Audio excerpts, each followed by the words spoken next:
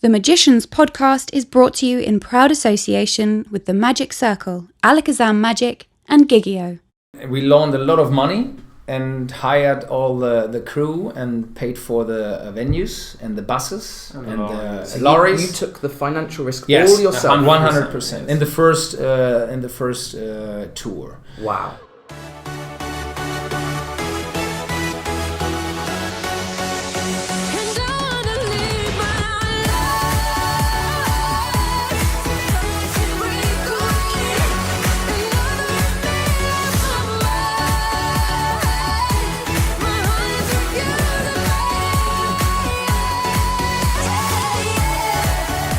Hello my friends, welcome to the Magicians podcast. My name is Richard Young, I am your host. Thank you very much for pressing the download button and welcome to this very special episode with the Ehrlich Brothers the week before they play Wembley Arena in London. We have a fantastic episode ahead for you, and just a quick reminder before we get to the segment with Alan and the interview that there is still 2 days left if you are listening to this on Friday to enter our competition to win Wiki Test and Earworm courtesy of the amazing Mark Kirstein. Just post a photo on Instagram of where you are listening to the podcast and tag in at the Magicians Podcast, at Alan Hudson Magic and at Magic Mark with a C on the end. The closing date is this Sunday, the 31st of March. Okay, I think we should check in with our great friend Alan Hudson and find out what's going on in the world of magic this week.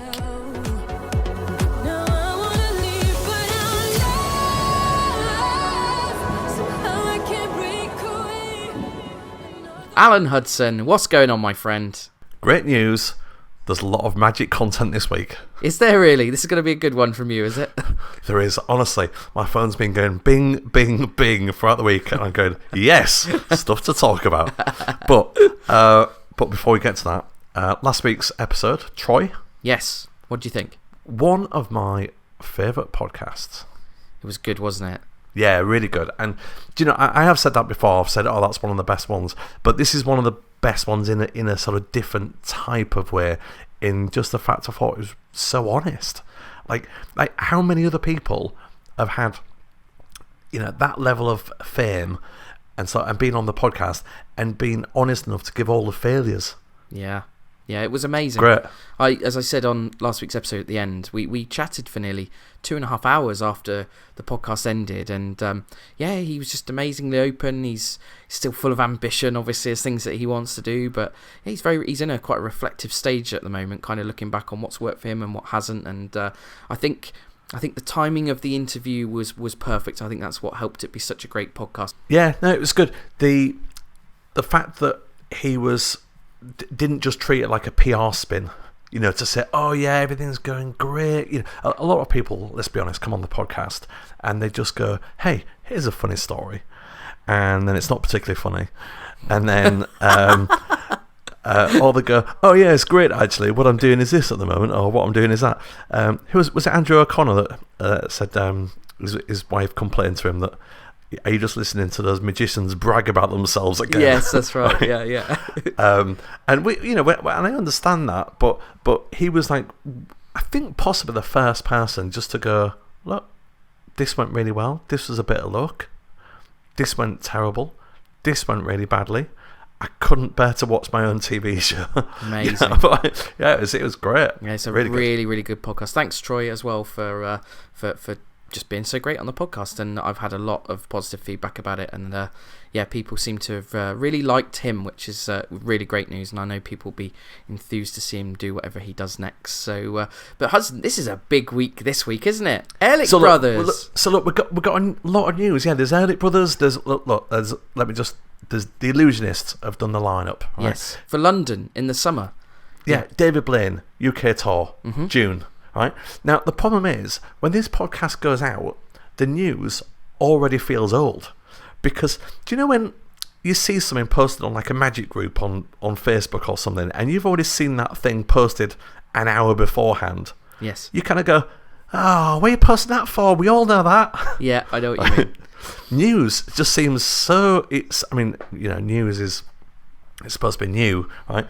But nowadays with the internet, it seems so old. So sometimes even on Magic Week, you think that, don't you? You go, you know, they announce a thing and it's 3 days on.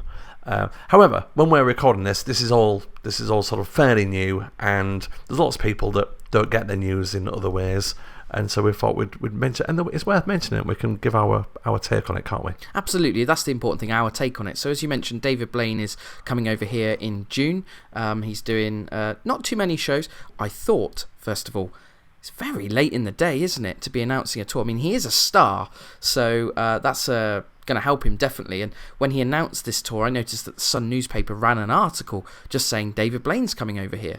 Right. But it's nearly April now, and this is going to happen in June. So I mean, that's great, exciting for all of us that we get this fantastic show. Do you know much about this show?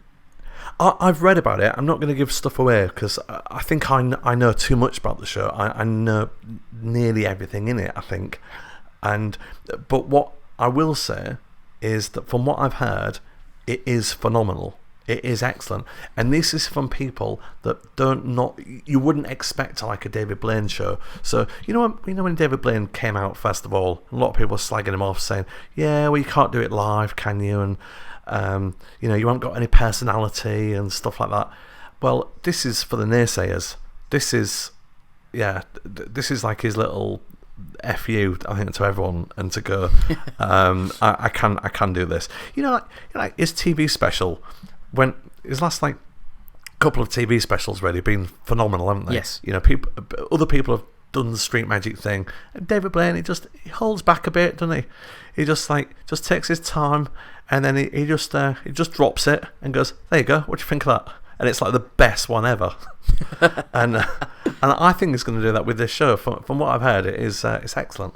It is absolutely excellent. So also, there is the Illusionists are coming to town again. Because Motown the Musical is closing at the Shaftesbury, and so they are filling the summer there, I think, before the next long-running show goes into there. And they, as you said, it was a week or so ago now, but they announced the lineup. And what did you think of the lineup, first of all? Let's not mention the Mentalist. He tunes into this podcast just waiting to hear his name. He texts me every time his name is mentioned on this podcast. So let's not mention him, okay? Okay. Yeah, it's good. It's a good lineup, isn't it? You go as a. I mean, we debated before, didn't we, on the podcast as to whether our names would be on the lineup, and they weren't. No, they were not. They were not. They were not on there. But yeah, as a British performer, ideally, this is only from my perspective as a magician. Ideally, I would have liked to have seen some more international acts that I'd never seen before. Yes, I understand. But that's a small thing. It's still going to be a great show. Absolutely. You know what I will say? It's good to see Paul DeBeck on there, because that guy is a grafter. He's worked hard, He really has worked hard, and we at some point hope to have Paul on this podcast. So I've tried a few times when I've been in America, and our paths have just not crossed. But the guy's done Edinburgh for years and years and years, and he's done street performing, and he's always just worked as a stage magician, which actually is really, really difficult. And he tell me about it. He deserves his spot in that show. He really does. So congratulations, Paul. I know sometimes he does tune into the podcast, and he deserves his spot on there. And I hope he has a great summer. I guess it means he won't be in Edinburgh though, because this. Yeah, I guess that. When I've seen him in Edinburgh, he'll do an hour's show on an evening, and then he'll do the I Hate Children show, something like that. And then you'll bump into him down the street, and he's off to do 3 other street shows in between. Yes. And you just go, Christ, you work hard. I do 1 hour, and I go, that's enough. Let's go for a drink. Yeah. Also, do you remember in Edinburgh in 2012? He did the play. He did a magic play. Yes, didn't he? Yeah. The Thurston show, I believe it was, if I remember right. And that was really brave. And it was literally him playing the part of. I mean, brave sounds shit, doesn't it? Yeah. When people say a show was brave, they often mean it was terrible. It wasn't. It was good. It wasn't shit. Yeah, it wasn't. He was in the same venue as us. Actually, I think if I remember right, I think he was on after us every day. So I saw it a lot of times, and I saw him working it, and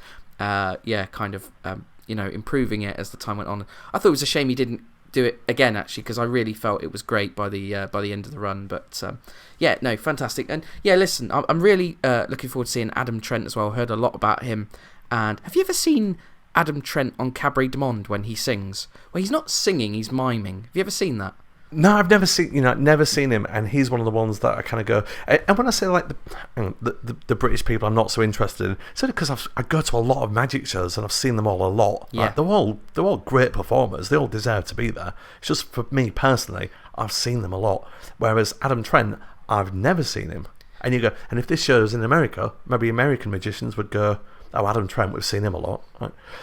But yeah, I've literally never seen him. So well, look up Adam Trent on Cabaret du Monde. This is from a few years ago, and he's a multi-talented guy as well as doing magic and illusions. And look, he looks great, doesn't he? He also wrote. This is my understanding. I'm not sure I'm 100% correct. My understanding is he wrote the music that accompanies the illusion that he does, and he is singing the song.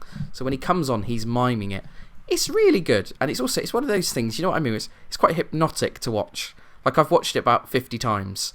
It's just sort of, it's really good. I hope he does that in The Illusionist. I'm not sure if he does anymore, but yeah, it was one of my favourite Cabaret du Monde performances ever. Obviously great to see Jonathan Goodwin again. I understand he's been working on some new things. James Moore, I haven't seen live since he did his show in Newbury a few years ago. Yoho Jin, fantastic, obviously. Yeah, again, we don't get to see him a lot, do we? So he's not overexposed here. So so that'll be good. I genuinely don't know the other guy, actually. I'm sorry. No, me neither. And so that's another one where you go, well, it's it's a good one just for that, isn't it? You know, but whenever you haven't seen someone's act and there's somebody that's obviously of that caliber to get on that show, they're definitely worth watching, aren't they? One thing that did cross my mind with this lineup is that we all remember when Impossible opened in the West End, and that was a few years ago, the criticism they came into for only having sort of females sort of being sawn in half and stuff. This is an all-male lineup, and is that a bit of a risk in 2019? I mean, it normally is, isn't it, with Illusionists? Are the national newspapers going to jump on that when it's obviously going to be reviewed heavily? I wonder if that's some criticism they're going to come into. I know they do normally have a female in other Illusionist shows, so maybe it's just an availability issue, but that's the only thing that crossed my mind when I saw it. Looks like a great show on paper, but I wonder if the newspapers are going to jump on the all-male lineup as an easy line of criticism. I've seen all-male lineups from that show before, but maybe, do you mean it's in this country? Do you think it's different? I think I'm just talking more about, we know what happened here before with Impossible. Yeah, right. And they're coming back, and the world's even more like that now than it's ever been before. So, in theory, why will it be any different? Surely it'll be even more so that they're going to come into that line of criticism. So, do you ever get any criticism for sawing a girl in half? Well, we're a bit different because we do it as parody. So we identified this not long ago that, yeah, we were coming to some criticism over the costume. This is a few years ago. A few comments were made. So now when we use a girl and we saw her in half, the whole routine is a parody to 1980s Las Vegas. So it's an eye wink to a bygone era. So since we started doing that, it's never mentioned. You can almost get away with it because it's parody, right? Can I just say what I did there? So I dropped in a little question. You answered it. I think I've just proved I would be an excellent interviewer for the podcast. Yeah, I think you would. But get your own podcast if you want to do that. So. Yeah, okay. What else is going on? We've got Young Magician of the Year. Oh, this is exciting. So next weekend, right? Next weekend is a big weekend. Magic, isn't it? Big weekend. Yeah, there's two things going on. On the 7th, we'll come back to the smaller gig in a second. But on the 7th, Young Magician of the Year competition. The final at the Magic Circle headquarters. Yeah. Brilliant. Now you did say on the Dominic Wood interview that you think they're all crap. Is that right? Is that what you said? There was something like that, wasn't it? I mean, I'm paraphrasing. That's definitely paraphrasing. That's not what I said. I said the standard is not as good as it was in the mid-90s when there was an incredible culture just a culture of strong work ethic, I guess, and just complete and utter dedication. Well, I think they had a different type of act, to be fair. I think when you look at Dominic Wood and Keelan Lazar and all those people that had those acts, it was just a very different type of thing to the patter act that we mainly see nowadays. Is that fair? Yes, it is fair. It's not necessarily the standard is lower, it's just the style of act, isn't it? I think one of the things I always loved was Keelan is a great example.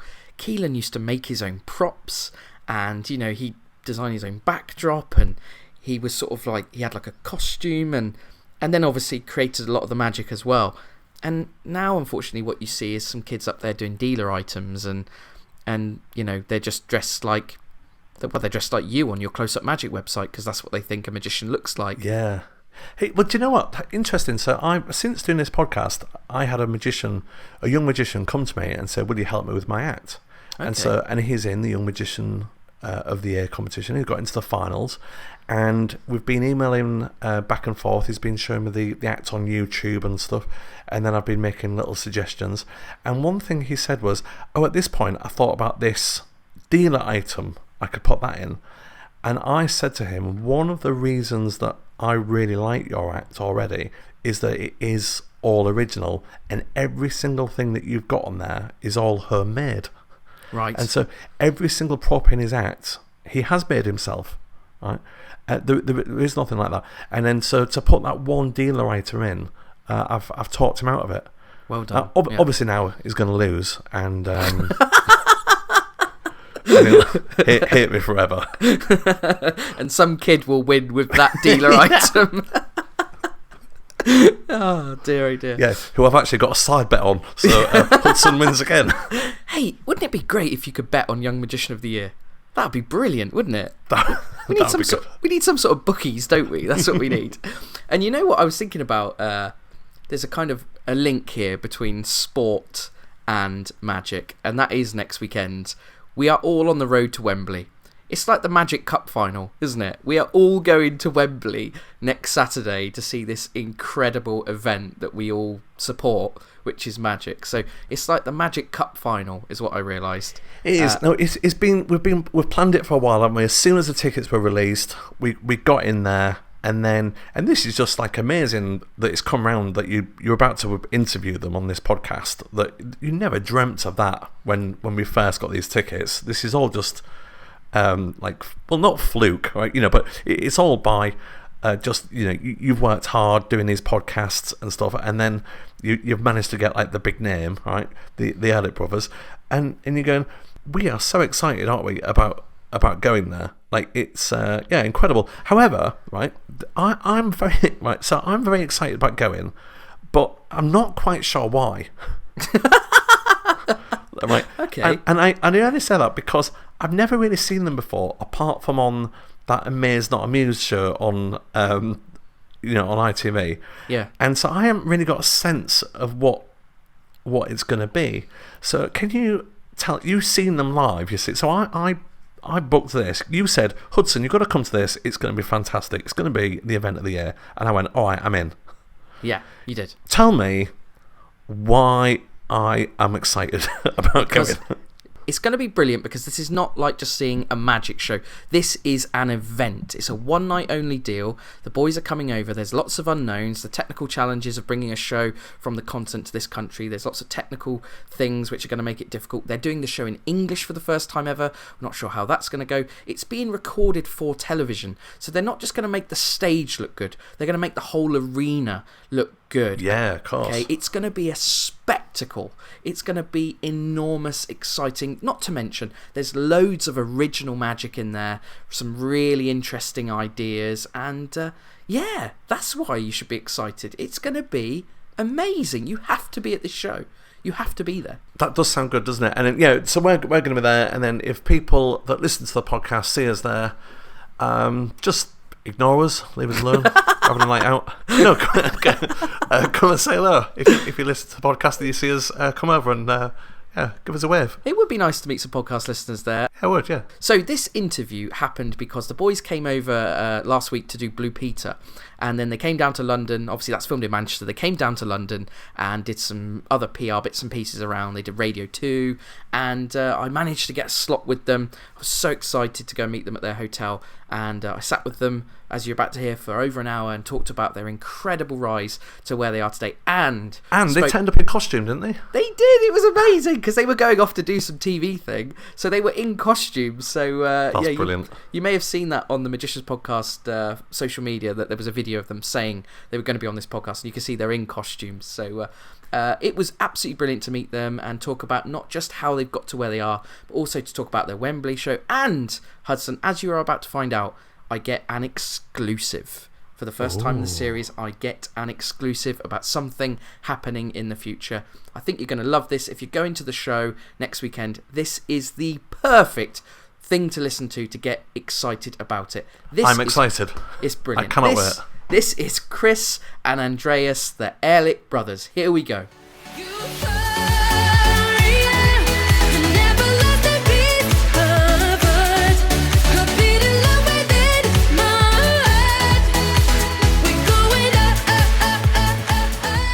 This is a very, very exciting day. Finally, I'm here with my two heroes, Chris and Andreas Ehrlich. Welcome to the Magicians Podcast, fellas. Yeah. Hi, Richard! Great to be here and great to be your hero. Yeah.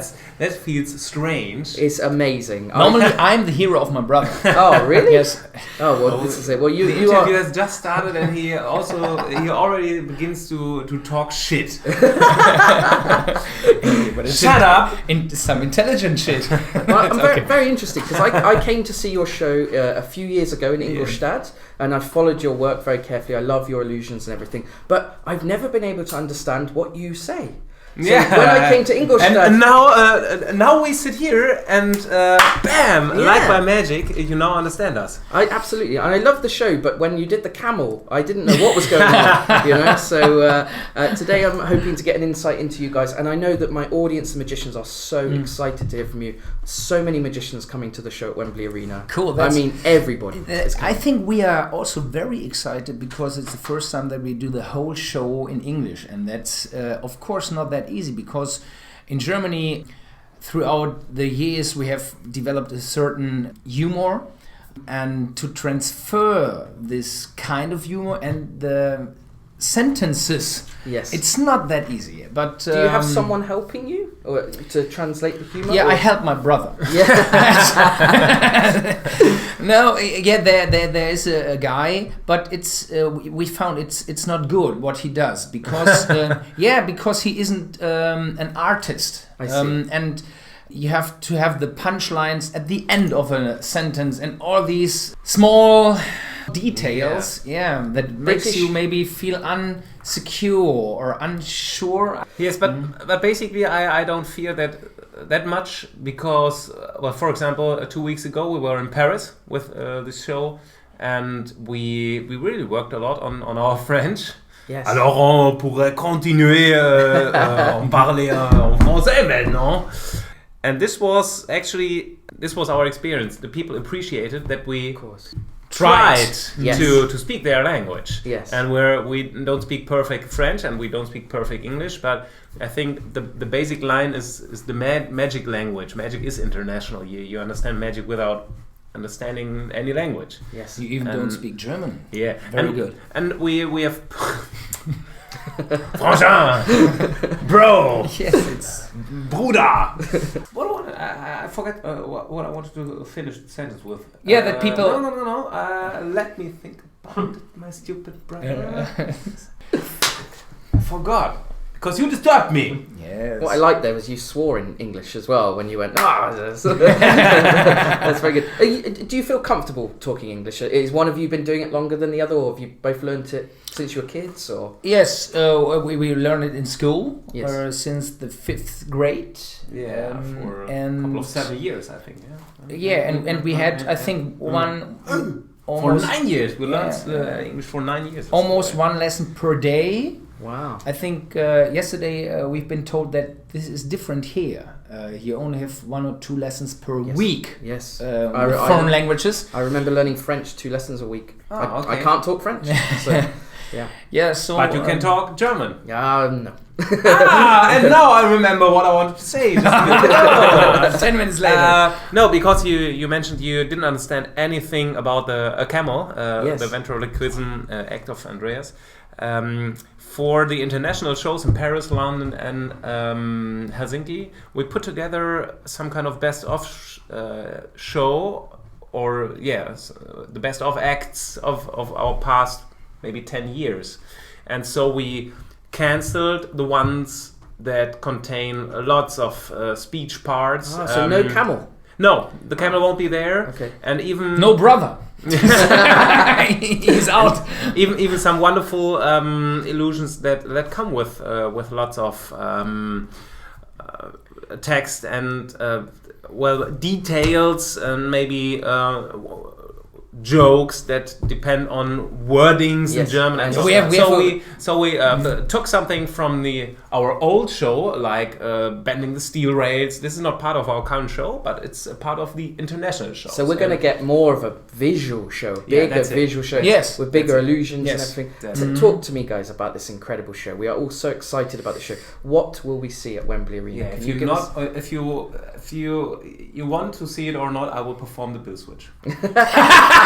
You will see the bill switch. You have to go there. You will see it the way you will never see it again. But you witnessed it in Ingolstadt. And I did. People leave the show and say, "This is." Guess what? Copperfield used to find that in the 90s. I remember an interview and he said that he'd have all this amazing stuff and they would leave talking about the Grandpa's Aces, you know? Oh, yeah. It's because it just, the small magic. They especially magicians often think that the bigger the better, and but it's pretty often the small things that people make feel emotional or are emotional with. That's the small stuff. So let's talk about the big stuff. It's cool too. So the show's about to start with the teleportation. This is incredible. Yeah, we will have us be teleported to the venue. Yeah. And after that we will bend some rails. We will make a monster truck appear. Yeah, we will. It will be a best of our life. We can say something like this. We will perform the orange tree. The illusion where we plant this seed into soil, and an orange tree will grow in front of the eyes of the audience, and with his children on stage. We will perform the Death Angel Saw. Yeah, that will be cool. And of course, our iPad motorcycle illusion. So this will be much magic fun that evening. And we'll bring along some German Rammstein music for this act. Yes. Because metal and fire that comes with Rammstein music. Well, guys, I got to say, this is one of the things, and this podcast, last week's podcast, when I said you guys were going to be on the show, you know, I played Loreen music, and I'm like, you guys are brilliant at choosing music. It's fantastic. Is it who is it both of you? Or no, it's actually me. It's me. You're the music guy. Yes. Most things of the show is me. Well, it was one of my questions for a bit later, but I'd love to ask now. Yeah. Is what roles do you each fulfill? What things? I think it took a long time. I think it took a long time, and you won't believe it or not. This morning at breakfast, I proposed for a new illusion that we will perform in the stadium, not in Wembley, but in the stadium 2 months after this in Germany.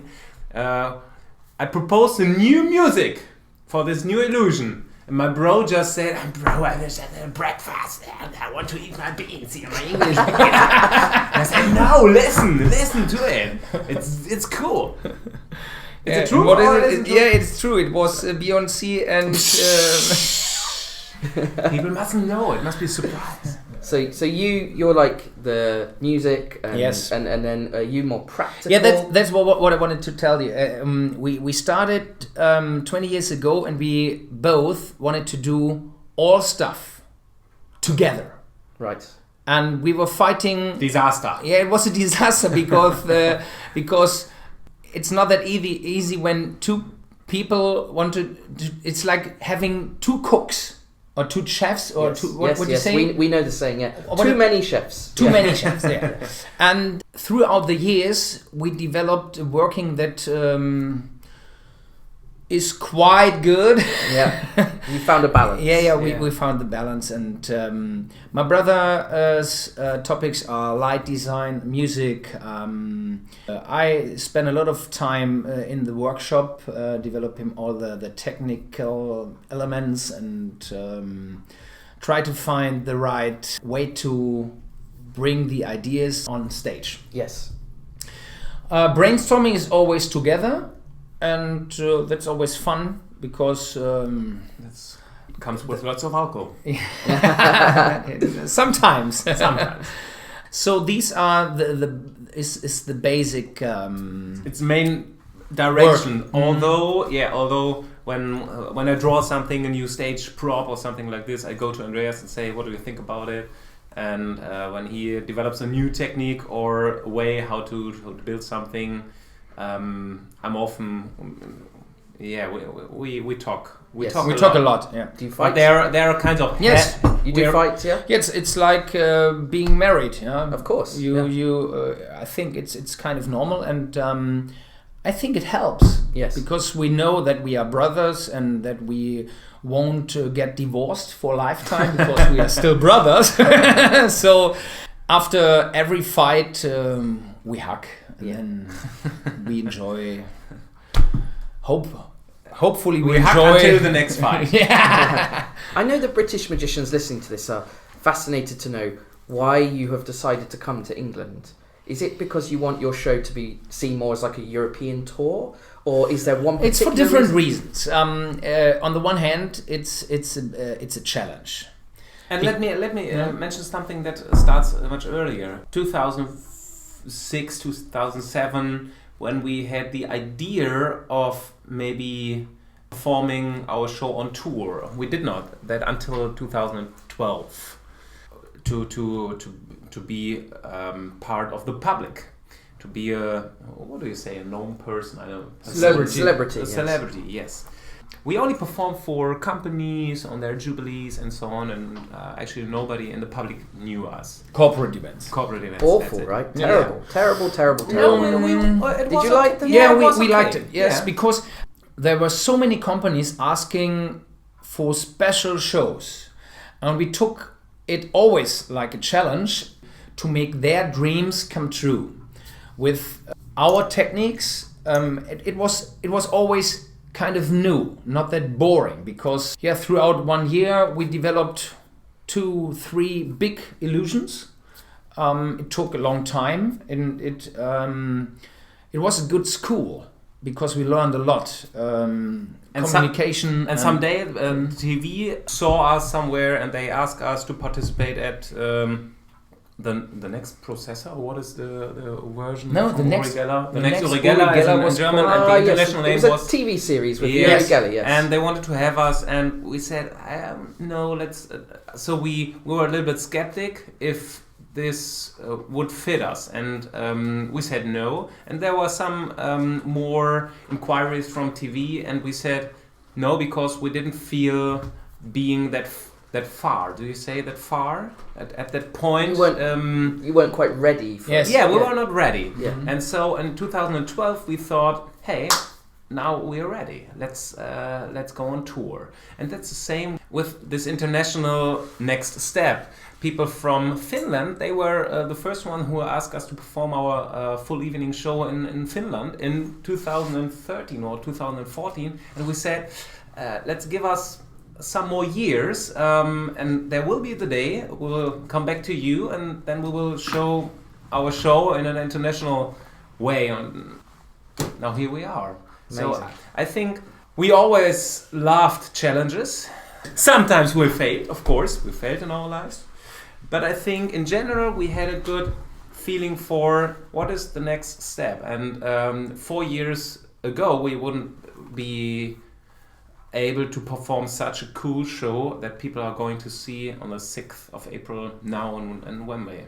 Sure. I think every magician knows you only can free your mind if the shit with the technique work. Yeah. And especially with these big scale illusions, it took so much time that we can stand there on stage and think about the next joke and not about the next problem with the prop. Yes. And this took all the years, and I think now we are ready to go here. And of course, when going international, you have to start in Paris and London. Yeah. Of course, London. Paris So was extremely this is cool, and only London will be better. Yeah. London has always been known as an extremely hard sell for magic. it just has always been. The British people not really in love with magic, and but that was the same in Germany. Was it really? Yeah, when we wanted to go on tour in 2012, nobody. We asked all the promoters, all the TV makers, yeah, I do want to see it. It will be a cool show, new stuff never seen, and everybody told us magic doesn't work here in Germany. Nobody's really interested in the US magic or something shows like this. Yeah, and we asked promoters, and all promoters, 100% of the promoters we asked, and we asked a lot, said no, we cannot do a tour with you. And we really had some good stuff. We were not that good as today, of course, but we had some good illusions, and so we said. Then we loaned a lot of money and hired all the crew and paid for the venues and the buses and the lorries. You took the financial risk all yourself. 100% in the first tour. Wow. And it was quite a big risk, but we went to every single town, had some talks with the local press, with the local radio, and so it was a very, very hard work, but it was kind of a success. We were not sold out, but 2/3 were sold, and that was quite good. That's so amazing if you were unknown. That you because you went straight to arenas as well. No, small venues. Yeah, small arenas. Some ice hockey rinks, that kind of thing. Yeah, not at that time. I think we had it was 30 shows. Theaters. Yeah, 1,500. Right. About. Yeah, we had also 2 or 3 venues that were very big. Very big. Yeah. But most were 1,000, 1,500. And after that, we call it. Plus minus 0. It was what do you say? You put in the black or the red. It was in between. It was there was break even. It was a break even, and we had 2 promoters who were asking us, may we promote you after that. And then we only had to pay back all the money that we had loaned, but we had no failure with this big risk. Yeah, and that's how we started in Germany, and so we know it. I think it will be maybe not that hard somewhere else, but of course it's always kind of risk, and always kind of. It's also a question of consistency, not to give up. Sure. And I think we can say if we won't do it now, we will do it in 1 year. Sure, we will come back. So this is what I was going to ask. Like it or not. So this is the thing I was going to ask, because I know just from a business perspective, it can't make financial sense to come here with 20 trucks to do one show. So is this an experiment for perhaps a tour next year, perhaps? Or it was an adventure to. We made this decision to come here more than 1 year before, because you have to the venue, the Wembley Arena, has to be free on that day, and our German tour, there has to be a hole in the tour dates to make this possible. So you cannot go here or you cannot go anywhere by saying next month there will be a show. So there is lots of lots of time in before to take a look at the venue. Does it all work technically, from a technical point of view? Yeah, we took and we made this decision over 1 year before today. And we just like the idea to combine it with Paris, with Helsinki, with some more shows in the next year, because we do so many shows in Germany. We even have now our second show in a football stadium in front of 40,000 people. We said, let's have a new challenge in our life. This was the main reason. In Paris, I went more nervous than before the stadium show, because it was such a strange feeling. I had a heartbeat. I felt the blood going through the veins. And partially you didn't feel good that moment. I said, bro, that's exactly what we wanted to have. Yes. This heißt eine Aufgeregtheit. This excitement. Yes. This was really a new and unique feeling. You mentioned the bending the rail. I assume this was something you developed for corporate. thing? Was this? Yes. Yes. Mm-hmm. I've never seen an illusion like this before. It's fantastic. Talk to me about the idea of where that came from. It's such an unusual idea. But I think the idea was very simple. We talked about all the big magicians of the world in 2005 or something like that, a long time ago. And then we talked about these stupid bending spoon trick. Yes, yeah. Everybody, every single person on earth knows about Uri Geller and the spoon bending. It was kind of impressive. And we thought it's that simple stuff, but people talk about. And that was the point that we thought, hey, we have to bend something big, but something people would know. Yeah, we thought about steel girders. Girders? Yep. We thought about steel girders. What did we think about? We thought about steel girders, but they are always hidden behind walls, and so finally we thought about rails. Knows them. And then we thought about rails. That's it. And we immediately had a picture in our mind that we could use this for kind of PR when bending rails. Of course, it's not that positive if there is an accident because of bent rails and we say, oh, it was us. But to combine the German track system and the companies and having a stage act, this was the idea. And then we thought, hey, we have to put an emotion in it. Why should we do bend rails? And then we found what is the biggest force on earth, and we thought about love. And so that was the reason that we asked for a couple who should think about the moment they have met for the very first time and the very powerful emotion, and send us some energy on stage, and then we are able to bend these rails, and we bend a heart. And like a present for them. And it's amazing because it goes to the lobby area, the foyer. Yeah, people can touch it, and even the couple idea. comes on stage and touches it, and that's amazing. Yeah, I love that. Rammstein, yeah? Yeah, the music will be Rammstein. You mentioned earlier on, sorry, I forgot to mention when you said you guys, that first tour and you bankrolled it yourself. Why did you think it could work? What was it where you thought, as you knew you were unknown, why did you go, right, we're going to go and borrow all this money, we are going to make this work? Where was the faith? I think it was the work we spent into magic the past, or the 10 years before that point of time.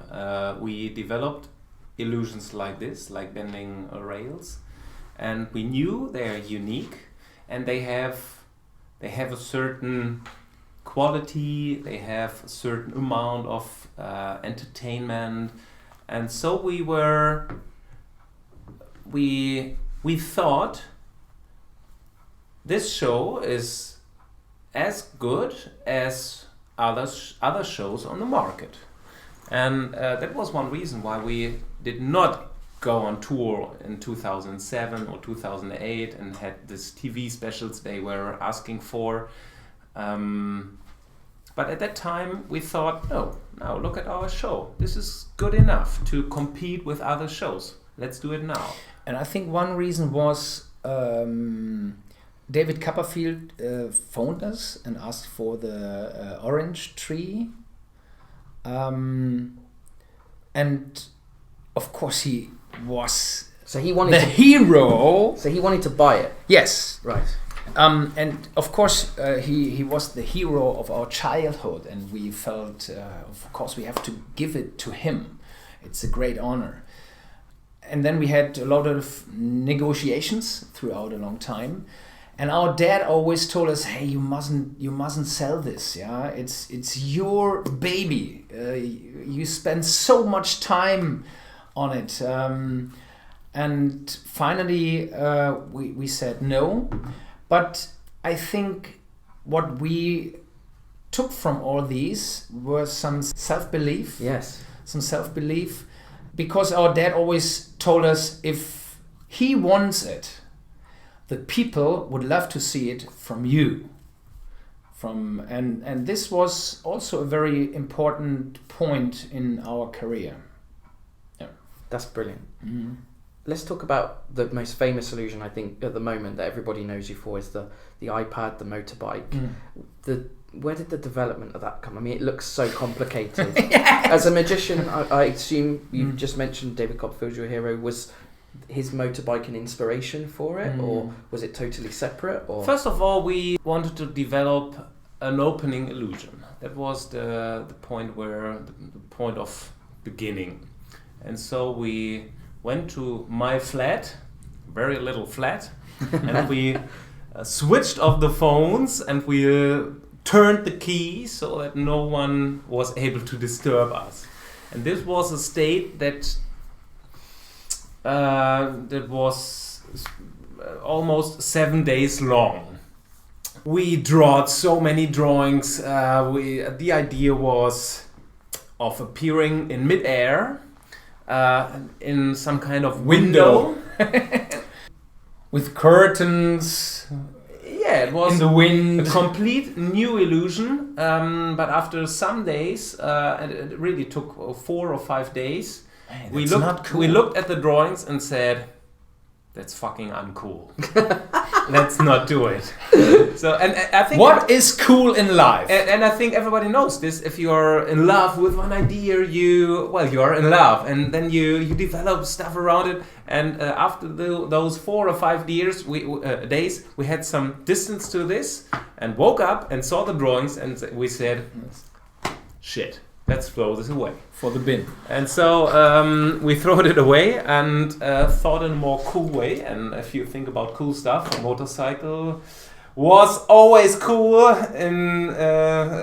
since the day it was developed a long time ago, and it will always be cool. And then we ask ourselves, is there any motorcycle appearance in which the cycle drives?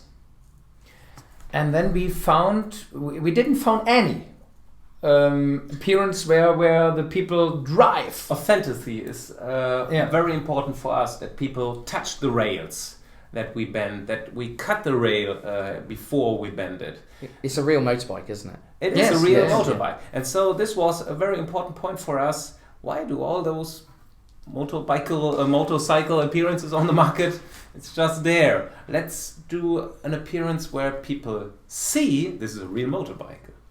So also with the monster truck, to say this, by the way, we drive a little bit with the monster truck, so they see it's a real monster truck.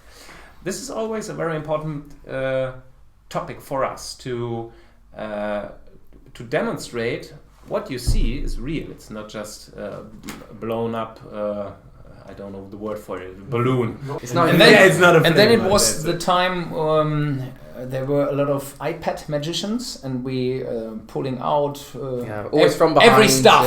Stuff. And then we thought about having that in big scale.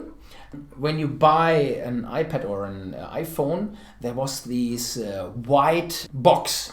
Yes. You remember? And that was the idea, having a white box. If you buy a special company's cell phone. Yeah, it's an Apple. Yeah, so the iPad comes out the box. And when I bought an iPhone, it was a magical moment when opening this white box. And then we thought about, okay, we have a white box, we have an iPad. It's very, the look is very clean, kind of clean. And that's... we did not just want to pull out something out of the iPad, but also to make us alive. With the hand, with the face, going from virtuality to reality. We talked about failures. Some failures. And in Dresden, some years ago, I think it's 3 or 4 years ago now, I fell out of the iPad with a motorcycle. And to the floor? Yes. Yeah, that's it. It is real. It weighs 300 kilos. How many pounds is it? 600. 600? Yeah, that's quite an entrance. Yes. that was quite an entrance. That's it. And,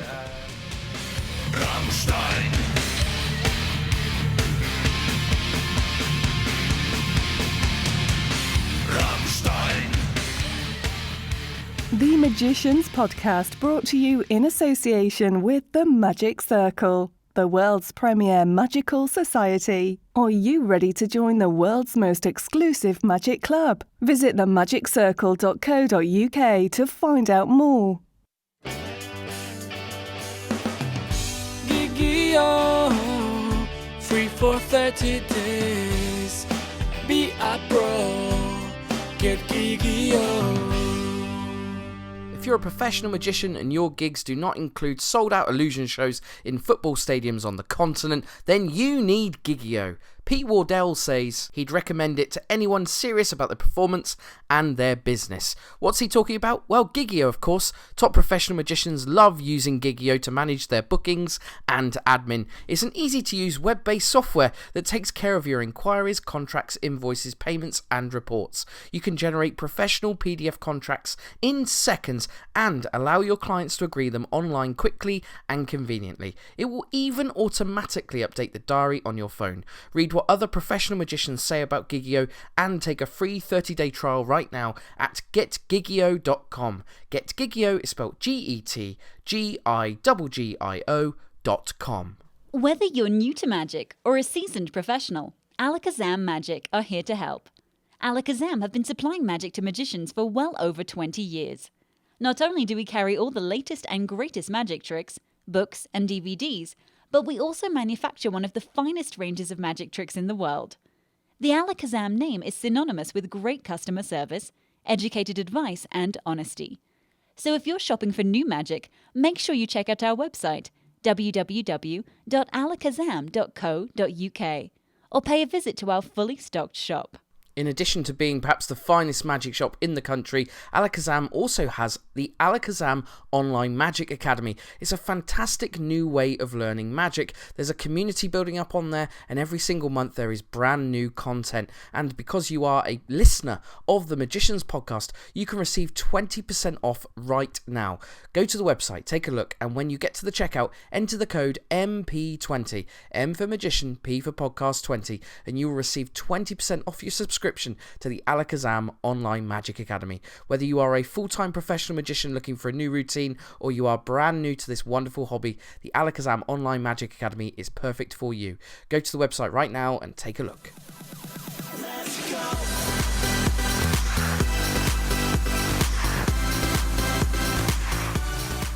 I hope you're enjoying the Ehrlich Brothers soundtrack on today's episode as much as I am. You will hear all of this music again loud at Wembley Arena next Saturday night. If you don't have tickets for this show next weekend, what are you playing at? If you love magic, and of course you do, you're listening to this podcast, you absolutely have to be at Wembley Arena next Saturday night. It's a one-night only kind of deal, and it's the biggest magic show to happen in this country since David Copperfield toured over here in the mid-1990s. It is going to be absolutely spectacular. It's also going to be a real who's who of the magic world. I've heard lots of names of people who are going, and there's some big names coming to check out this show. So you'll have fun looking around the arena during intermission as much as you will looking at the stage during the show. So we're going to go back to the interview right now. When you see this show next weekend, the first thing that will strike you is how technically complicated it is. Hundreds of music cues, hundreds of lighting cues, original magic and lots of video projection. I wanted to understand some of the technical challenges the boys have faced and how they've overcome them. This was what they had to say. Let's go.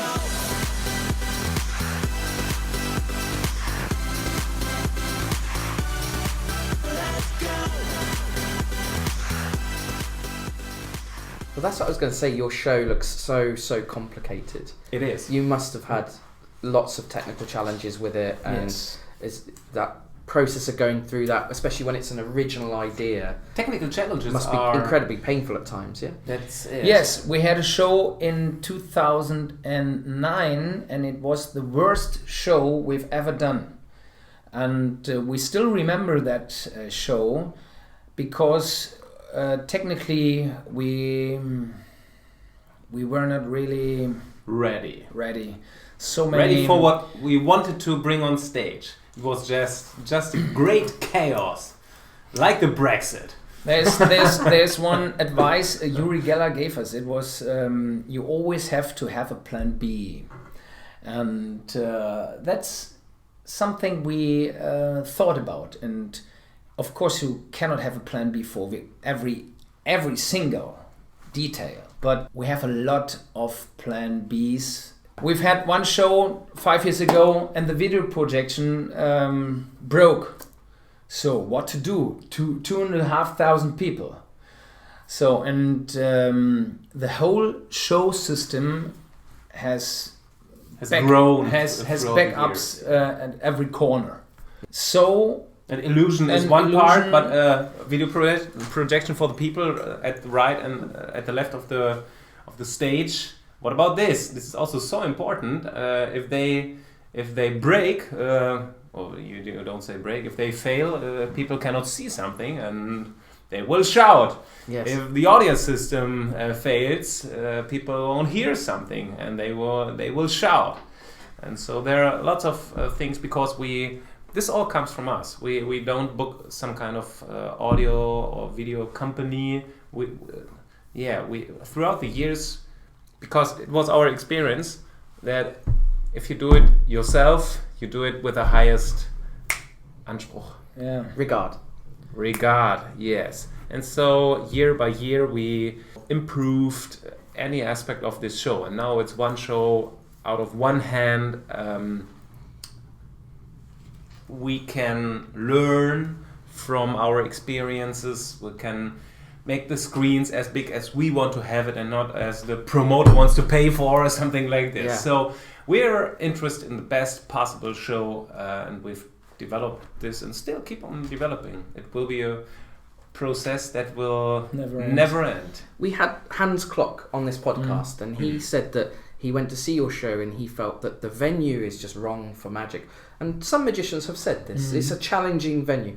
What do you say to people who say it's the wrong venue for magic because it's too big? I mean, you said you're going to play a football stadium in the summer, where clearly the people at the back are only going to be able to watch on the screens. Yes and no. But I think it's the same with football.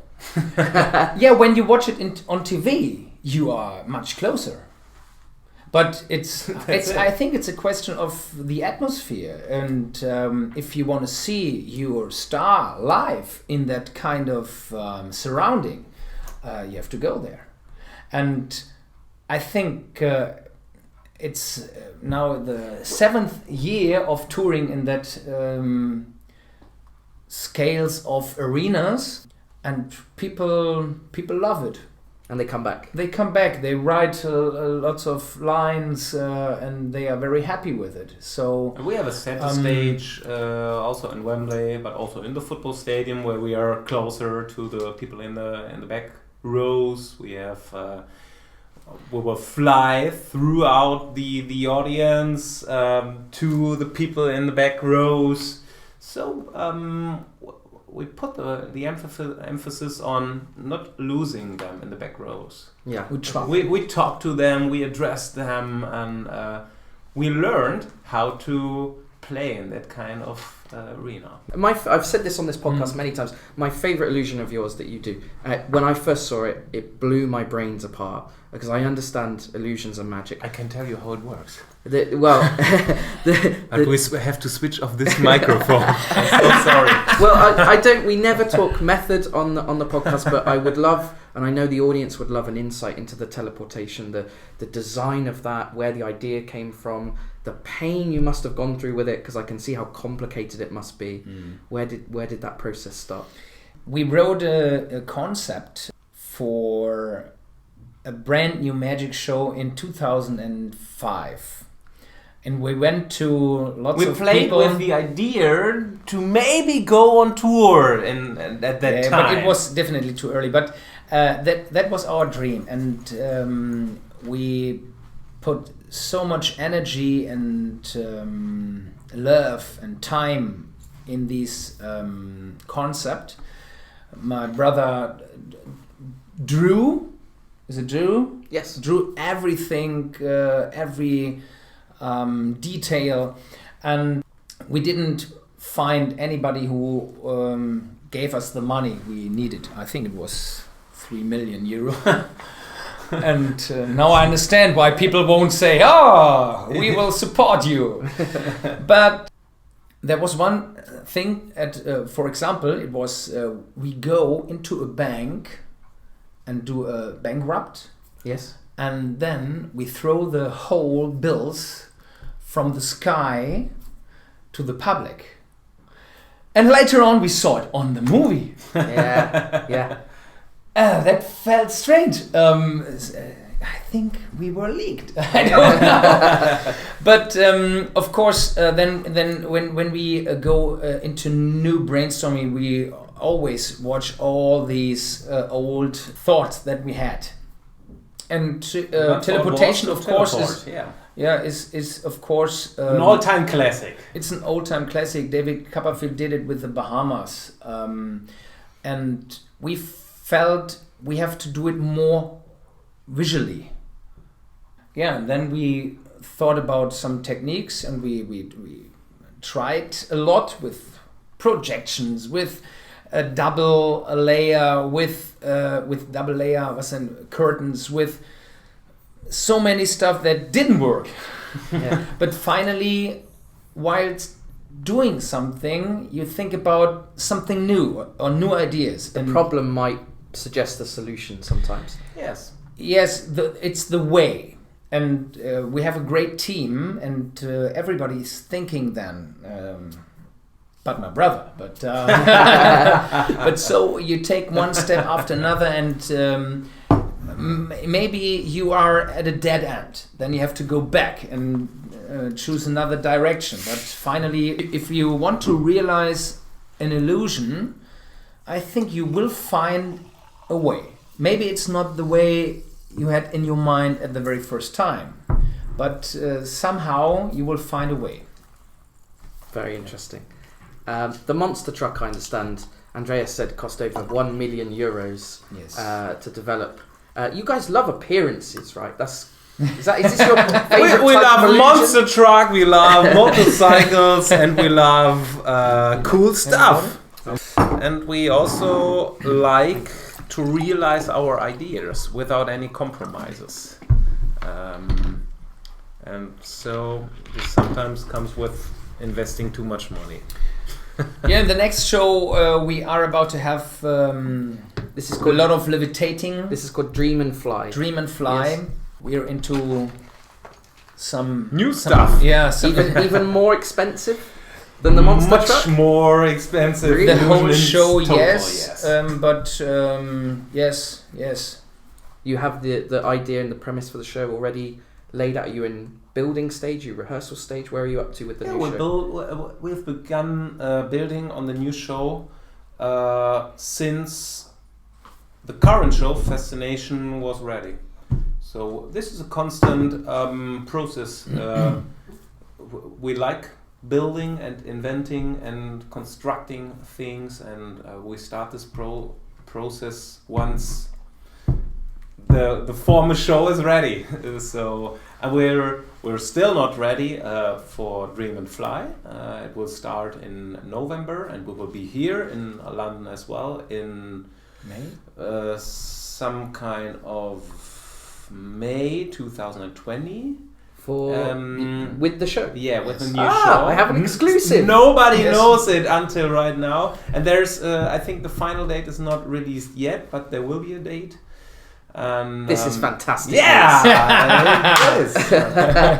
And so there's still lots. We have some special illusions for the stadium show in Germany, which will be on the 15th of June, and after this, there will be another 4 or 5 months. Are you allowed the premiere of Dream and Fly? Are you allowed to talk about or give any insight into any of the magic in Dream and Fly at the minute, or is it all top secret? We are developing a brand new flying, which allows moves you haven't seen before.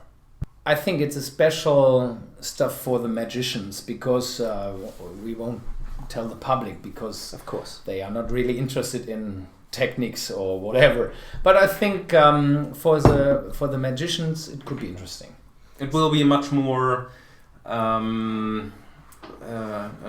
greater show. Now we come with 13 lorries of our own show, another couple of lorries for TV setup and so on.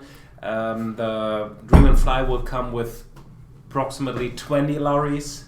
So more big scale, impressive and new illusions to come. We will melt a Lamborghini on stage made of pure fire, and then we have a golden Lamborghini. You know? Yeah, car. Yeah. And we will make it levitate through the arena. Wow, this is so exciting. Yeah, very cool. You guys are heroes. This is absolutely amazing. You did it. Not finished yet. Well, we will be there to see it, and this show is going to come and to London. there will be a live band. So this will be really a must-see show. This is incredible. Yeah. So let's talk about the Showdown TV show. Yes. Did you come up with that Yes. format? Yes. And you went to the channel? Yes. I wanted to ask you about the power of the photo. Was it that they saw the photos of all these full arenas and go, at the beginning, who are these guys? We need to get these guys in. Or were you going and saying, look, we fill arenas, can we be on your TV show? How did it begin? Yeah, we had an idea, and then we talked to the broadcaster, and we wanted to have a TV show with high quality magic.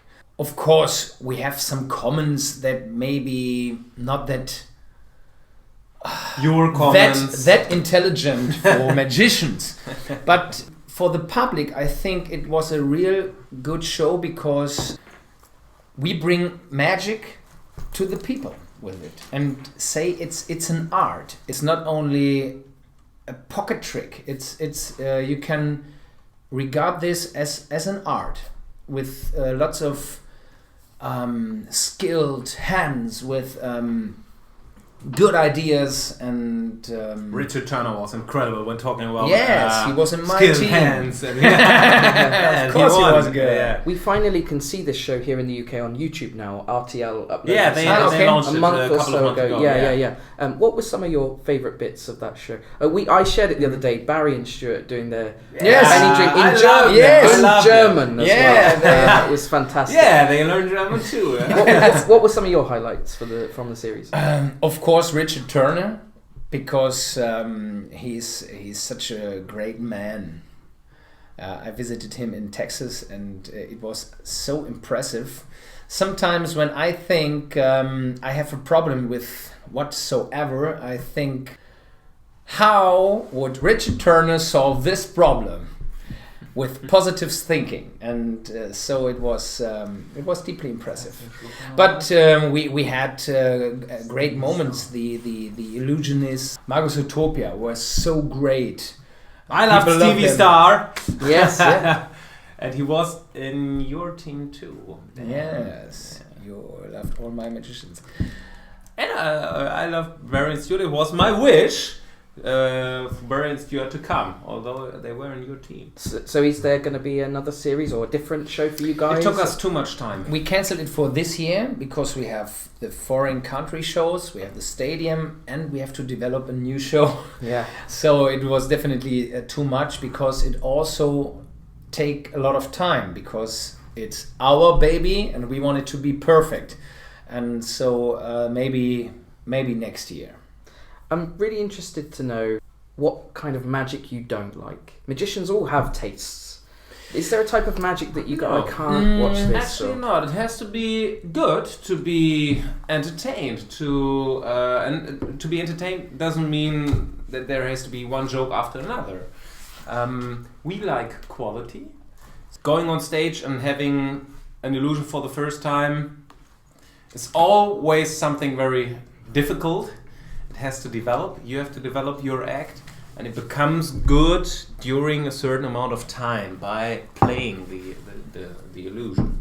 When we go into a magic show, and there's only, I know, maybe once a year, so we don't spend lots of time with going to magic shows. We prefer going to the Queen Yeah, not the Queen. The Queen concerts. I was going to say, because the Queen is Her Majesty. No, the Queen concerts. Glad you clarified. Sorry for this. I assume she's a fan of yours. Yeah. Invite you to Buckingham Palace. You know? It's Charles too. No, we were at Rammstein concerts, and so we love magic, but we don't. We also love other arts. We love to be entertained, and that's how we try to perform. And there was a time I did not like card tricks, but when you see Richard Turner, you will love card tricks. Or Shin Lim. Yeah, you are brain fucked. You go and say, "Hey, this is the best I've ever seen in my life," and I think it's a question of entertaining people. That's why, for example, for the showdown, we not only had the typical categories of magic, because we felt it's better for the public having very simple categories. And the most important thing is that you entertain people. So normally everybody should be an entertainer. Yeah. At least, kind of, because otherwise you are only a technician with very skilled hands. But the public don't appreciate. I would not love to see it if I'm not entertained. Yes. And I think this is all over the world. People want to be entertained. And once again, entertainment has actually nothing to do with comedy or jokes. Shin Lim does great entertainment without one single joke in his most famous act. Personality. But you're so captivated. Do you say this? Captivated? Yes. Fesseled? You're so entertained by this guy. One thing I really don't like. In 2004, when we developed our name, Ehrlich. Ehrlich means honest in English. Honest. We are the Honest Brothers. So we got phone calls before when we had the first TV appearances from really ill persons with cancer, and they asked us to give them health because they believed we could do real magic. And so what I really don't like, if people stand there, magicians, and tell the people they could do real magic. Because they could heal people, for example. Yeah, heal people, or even if they want the people believe that they are really supernatural. I don't like that, because of course it works for some people, maybe. I always regard this magic as an entertaining art, and not as I'm born with a supernatural power. Like Uri Geller. Yes, like Uri Geller. I wanted to ask you, we've followed your journey for about 5 years now, is when you first became known to me, and I saw the iPad and was like, what? And then the teleportation, I'm like, what? And then we came to Ingolstadt and we saw the show. And your journey so far, for each of you, what have been some of the most incredible moments? You've had incredible careers already, and it looks like you're only just getting started. Were there a few moments when you look back now, you go, that was unbelievable? A type of show, maybe a TV thing, or just a day? The first TV appearance with the iPad, Motor iPad Live, it was in 2013, and 1 week before the show, it was not really finished. And we always told the TV responsible or the person who were responsible for us, everything is fine and it's a great illusion. Yeah, can we have a video? It will be great. Yes, you will get a video soon. And it was a real big Saturday evening live show. And then we went in the workshop and said, no, what are we selling? nothing works. And choreography. That was we really did it with a wooden plate. Until 3 days before the show, it was a gigantic wooden plate, and not the iPad. Yeah, and this was really. I think we didn't sleep that much, which was hard. Our dad passed away 1 month before this date. So this was really a special show for us. But there were so many memories, of course, when having the first stadium show. Also, the show that failed in 2009 was a very kind of a magic moment. It opened our eyes. Of course, the birth of my 3 children was very, very impressive, because it was the right timing. The first one, we finished the show. I get a phone call. You have to come. I'm in the hospital right now. Wow. And then the location was 5 hours. No. This was the second one. Michel? Yeah. Moritz war. The first one, 1 hour drive, then 1 hour in the hospital, then he was there. The second one, I was in Stuttgart. It's 5 hours away from home. And after the show, it was 11 o'clock, whatever.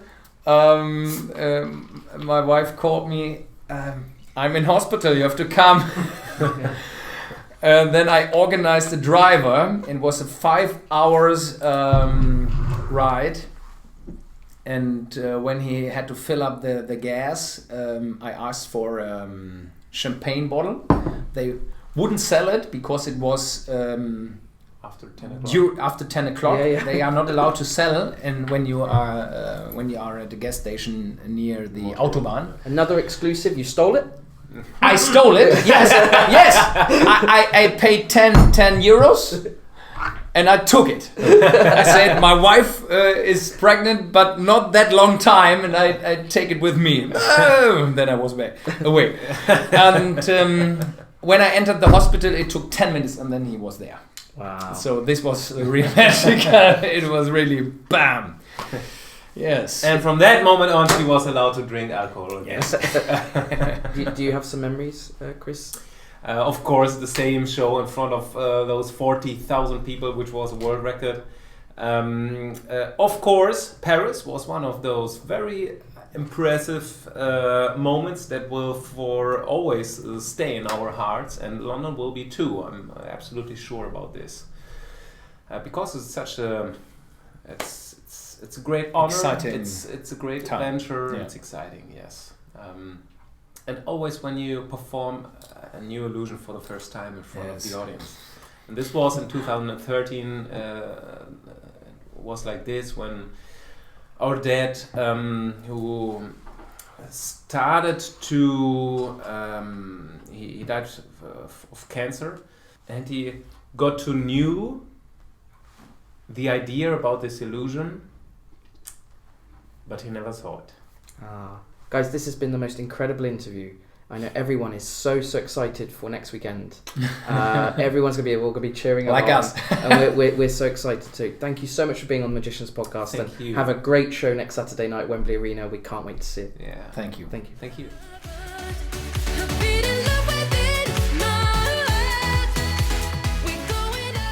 I hope you enjoyed that as much as I did. Those of you who listen to this podcast often know I'm fairly fearless when it comes to asking tough questions, but I did really feel in that room that asking about their father, who passed away around the time they developed the iPad illusion, was just too sensitive. I can tell there's still pain associated there, so I left it alone. I hope you will understand why. But it's fascinating, isn't it, to have an insight into the creation of these illusions, and next Saturday night when you see him drive out of that iPad on that motorcycle, to know that that's something they created that their dad never got to see adds a whole new layer to it. I know their dad was a big part of their careers. I hope you enjoyed this insight into the Ehrlich Brothers. If you have tickets for next Saturday night, I hope it's got you even more excited about what you're going to see. That's it for this week. I will see you again next Friday for another brand new episode of the Magicians Podcast. I will see you then. Have a good week. Take care. Bye-bye.